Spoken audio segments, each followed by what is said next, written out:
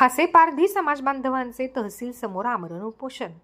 समाजाला शासकीय जमीन उपलब्ध करून देण्याची मागणी.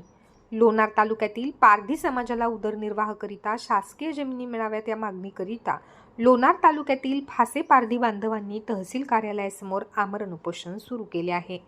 15 फेब्रुवारी 2024 रोजी बहुसंख्य पारधी समाजाने लोणार तहसीलचे तहसीलदार गिरीश जोशी यांना याबाबत निवेदन दिले होते.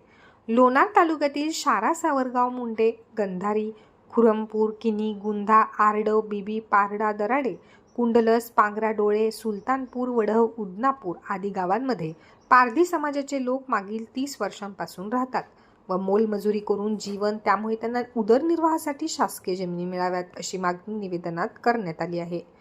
निवेदन देताना राष्ट्रवादी काँग्रेस पार्टी शरद पवार गटाचे तालुका अध्यक्ष संदीप मापारी पाटील, पारधी समाजाचे नेते शेषराव पवार, संजय भोसले, सुभाष शिंदे, चरका भोसले, अरुण पवार, बिहारी चव्हाण यांच्यासह शेकडो पारधी समाजातील महिला व पुरुष उपस्थित होते.